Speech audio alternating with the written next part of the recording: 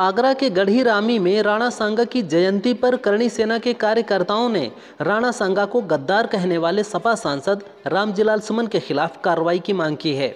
लाठी डंडे और तलवार लहराते हुए जमकर बवाल किया। करणी सेना के पदाधिकारियों ने खुले मंच से सांसद को नाक रगड़वाने की धमकी दी है। सांसद रामजीलाल ने कहा है कि जिन्होंने मेरे घर पर हमला किया उन लोगों के दबाव में मैं माफ़ी नहीं मांगूंगा, ना झुकूंगा। एक्टर मुकेश खन्ना उर्फ शक्तिमान को कॉमेडियन कपिल शर्मा पसंद नहीं है। उन्होंने कहा, एक शो में कपिल और मैं साथ बैठे थे। वह उस समय नया नया पैदा हुआ था। उसने मुझसे हाय हेलो तक नहीं की। उसके अंदर मैनर्स नहीं है।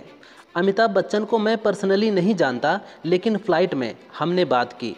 ऋतिक रोशन ने एयरपोर्ट पर खुद आकर बात की। मेरा मानना है कि भले आप कभी ना मिले हों, मगर दिखने पर एक दूसरे से मिलना चाहिए। 26/11 मुंबई आतंकी हमले के मास्टरमाइंड तहव्वुर राणा से तीसरे दिन जांच एजेंसी NIA जुटाए गए सबूत के आधार पर पूछताछ की, जिसमें उसकी और सह साजिशकर्ता हेडली उर्फ दाऊद गिलानी के बीच कई फ़ोन कॉल्स शामिल हैं। एजेंसी अब राणा का वॉयस सैंपल लेने की तैयारी कर रही है, ताकि कॉल रिकॉर्डिंग से मिलान कर जांच को और मजबूत किया जा सके। इसके लिए NIA कोर्ट में वॉयस सैंपल लेने की परमिशन मांगने वाली है। पश्चिम बंगाल में वक्फ कानून को लेकर हुई हिंसा पर यूपी के CM योगी आदित्यनाथ ने कहा, बंगाल में वक्फ के नाम पर हिंसा भड़काई जा रही है। 3 हिंदुओं की निर्मम हत्या कर दी गई। वक्फ के नाम पर लोगों को डराया और धमकाया जा रहा है। ये लोग देश तोड़ने का काम कर रहे हैं और विपक्ष जनता को गुमराह कर रहा है। बांग्लादेश का प्रताड़ित हिंदू कहाँ जाएगा? देश में औरंगजेब का महिमा मंडन किया जा रहा है। प्रयागराज के धूमनगंज थाना क्षेत्र में एक दवा कारोबारी को उसके बेटे ने फ्लैट में कॉल गर्ल के साथ पकड़ लिया। बेटे ने मां, बहन और भाई को मौके पर बुला लिया। इस पर पिता भड़क गया और बेटे के साथ मारपीट होने लगी। दवा कारोबारी ने पत्नी और बच्चों को पीटा, फिर पिस्टल से बेटे को गोली मार दी। गोली बेटे के पैर में लगी। इस बीच कॉल गर्ल वहां से फरार हो गई। आरोपी पिता 47 वर्षीय विवेक को गिरफ्तार कर पूछताछ की जा रही है।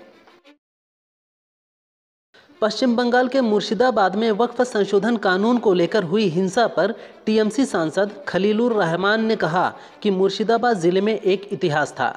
हम लोग गर्व के साथ बोलते थे कि यहाँ हर संप्रदाय के लोग भाईचारे के साथ रहते थे, आज भी हैं और कल भी रहेंगे। लेकिन जो घटना हुई वह अवांछित थी। इससे हम बहुत दुखी हैं। ये नहीं होना चाहिए था। यहाँ जो आंदोलन हुआ उसका ना कोई नेता था, ना उसका कोई बैनर या प्लेटफॉर्म था। वक्फ अधिनियम को लेकर पश्चिम बंगाल के मुर्शिदाबाद में हुई हिंसा के बीच TMC सांसद यूसुफ पठान की एक इंस्टा पोस्ट वायरल हो रही है। इस पोस्ट में यूसुफ पठान को आराम से चाय का आनंद लेते हुए देखा जा रहा है। पठान ने फोटो के कैप्शन में लिखा, आरामदेह दोपहर, अच्छी चाय और शांत वातावरण, बस इस पल का आनंद ले रहा हूँ।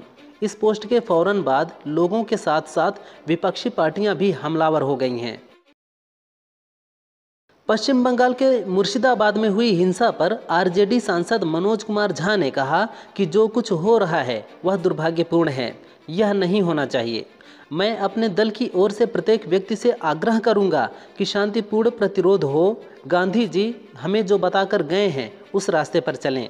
मामला न्यायालय में है, मेरा दल भी याचिका करता है।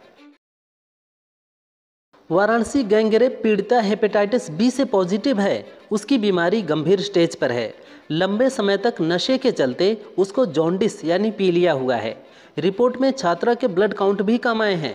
पीड़िता को अस्पताल में भर्ती कराया गया है। वहीं गैंगरेप के आरोपी भी डरे हुए हैं कि कहीं वे भी इस बीमारी की चपेट में ना आ जाएं।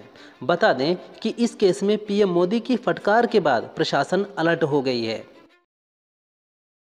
भीमराव अंबेडकर सम्मान समारोह को संबोधित करते हुए CM योगी ने कहा, 3 साल पहले राज्यसभा सांसद बृजलाल ने किताब लिखी थी।